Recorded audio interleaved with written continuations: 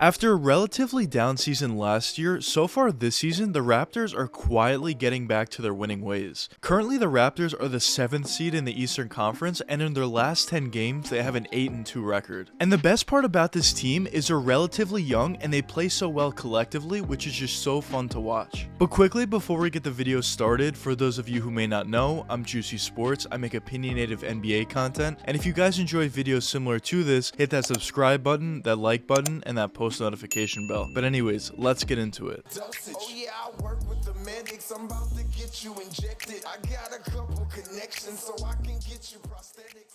The Toronto Raptors have been one of the more underrated teams in the NBA this season. The way the Raptors play both offensively and defensively is just fun to watch. They run fantastic offensive sets, always moving the ball around and finding the open player for a wide open shot, and defensively they always play very well defensively for the most part, and that's basically the way they've been ever since Nick Nurse was the head coach of the Raptors. Nick Nurse's teams over the years have always been one of the better well-coached teams in the NBA, and ever since Nick Nurse got the head coaching job a few seasons back, he's done a fantastic job, and even of course winning an NBA championship with Kawhi Leonard and the Raptors. But it seems like this season the Raptors are playing at a much higher level of NBA basketball than a lot of people are giving them credit for. And of course are led by both Pascal Siakam and Fred VanVleet, who both of them this season are having a better season than they were last, especially Pascal Siakam. And in my opinion, the reason why the Raptors had a down season last year was due to a bunch of different factors, but the main reason in my opinion was the fact that they weren't able to play in Toronto, and it was just kind of an off season for them overall. Of course, they also had to go through health and safety protocols, and it was just a very weird season for them all around. And that, in my opinion, is the biggest reason for why the Raptors struggled last year. I didn't necessarily think there were any major issues with the roster overall, and I think the Raptors have basically proven that based on how they've been playing this season, especially as of late. But let's take a closer look at this Raptors team and see specifically how they're playing so well this season. So let's start with Pascal Siakam. So Siakam basically ever since he's gotten into the NBA has always been known for his driving and finishing ability, and this season is no different. Once driving all the way to the basket, he's prolific at finishing around the basket with either hand. He also has a decent post-up game as well, has a nice touch around the basket with a little bit of a hook shot, a nice little floater, also has a post turnaround fadeaway within his game as well, has a decent mid-range shot, of course has the ability to shoot from that three-point range, but of course he's more driving and finishing oriented. And certainly after that somewhat down season for Pascal last year, this season he's playing right back up to the expectations that he had, which is great to see. But now talking about another guy in Fred VanVleet, he's also been a really good player for this Raptors team. Of course, you all know what he can do. Fantastic three-point shooter, can catch and shoot from the three-point range, has a very nice pull-up three-point jump shot, has the ability to run the pick and roll or pick and pop very effectively, has a nice mid-range jump shot, specifically a very good pull-up mid-range jump shot. He has a nice post turnaround fadeaway when he needs to, which is pretty unique for a player of his size and position, but he does it pretty effectively. Also has a really nice driving and finishing ability, can finish around the basket with crafty layups, either with his left or right hand, of course. Has a nice floater within his game, is a decent passer and playmaker. Basically, Fred VanVleet is a fantastic all-star level point guard that you would want to have on your roster, and certainly one of the cornerstone pieces of this Raptors team going forward long term, at least in my opinion. But besides those main two players, the great thing about this Raptors team, as I mentioned before, is all the complementary pieces that they have play so well together. You talk about one of their high-level draft picks that they got in Scotty Barnes. He's certainly more than a complementary piece. Fantastic defender. Offensively, certainly has a nice ability to drive all the way to the basket. Has the ability to shoot from that three-point range. But more so offensively, he has the ability to do a bunch of different things. But he's more so of a raw talent, at least at this point. And as the years progress, you would expect him to get better at a bunch of different things offensively. But of course, Scotty's main bread and butter, at least at this point, is his defensive ability. You talk about another player on the Raptors in Gary Trent. What an absolute find when they traded for him a few seasons back from the Portland Trail Blazers. Fantastic catch and shoot three-point shooter, but the great thing about Gary is he can do a lot more than just that. He has a very nice little one dribble pull-up from that three-point range or mid-range area, has a really nice post turnaround fadeaway within his game, has the ability to drive all the way to the basket, and overall overall, Gary Trent is just one of those guys, when they're hot, and he's an absolute bucket out there. Also has a pretty nice defensive ability as well. And overall, just to summarize Gary Trent's game, it's just very versatile, I would say. But besides Gary, another player that's been a huge part of the success for the Raptors has been OG Anunoby. He was a fantastic find for the Raptors in the latter half of the first round a little while ago, and he's been one of those players that just continuously improve their game both offensively and defensively. Coming into the NBA, he was a great defensive player, but he was pretty raw offensively, similar to a guy in Kawhi Leonard, and of course OG does get a lot of comparisons to Kawhi, not necessarily saying that he's as good as Kawhi, of course he's nowhere near it at this point, but he just has somewhat of a similar game, I would say. And overall, the Raptors starting lineup, in my opinion, is filled with talent. And even some of the other players that a lot of people may not talk about, coming off the bench, have done a fantastic job to keep the Raptors afloat. For instance, if they had a lead, they would do a great job to keep the lead, or if they were down, maybe they would do a nice job to cut into the lead. When you talk about some players like Anunoby, Thaddeus Young, Banton, Chris Boucher, Precious Achiuwa, Eubanks even as well, there's just so many different players coming off the bench that aren't necessarily very well known in the NBA, but do a fantastic job collectively as a unit coming off the bench. But now let's talk about my personal expectations for the Raptors for the rest of the season. So of course, currently, as I said, the Raptors are the 7th seed in the Eastern Conference and are creeping up on the Celtics for the 6th seed, only a half game back of that. But towards the tail end of the season, I think it would be very difficult for the Raptors to notch into that top 6 seed in the Eastern Conference. Also considering you have the Brooklyn Nets just behind the Raptors at this point, and I think basically everybody would expect the Nets by the end of the year to be ahead of the Raptors in the standings. And also, of course, when you talk about the Cleveland Cavaliers, Milwaukee Bucks, 76ers, Bulls, and Heat, of course, nobody expects the Raptors to be ahead of any of those teams for the most part going into the end of the season. So I think it'd be difficult for them to be a top 6 seed, but at the same time, I do want to say I think the Raptors are basically a lock to be a top 10 seed in the Eastern Conference. And going into the play-in tournament, I think it's a very fair assumption to say the Raptors have a great chance to actually get out of that play-in tournament and make it to the legitimate playoffs. Once they make it there, I think it'll be very difficult to beat whoever they play in that matchup. If they play the Heat, the Bulls, Sixers, Nets, even at that point, who knows? I think it'd be very difficult for them to win. But overall, I see this Raptors team as certainly an ascending team long term, and currently in the short term as a very fun young team to watch. But anyways, let me know what you guys think in the comments. Do you think this Toronto Raptors team is one of the most underrated teams in the NBA, or do you not think so? But anyways, I hope you guys enjoyed the video, and if you did enjoy, check one of these 2 videos popping up now, and until the next time, peace out, guys.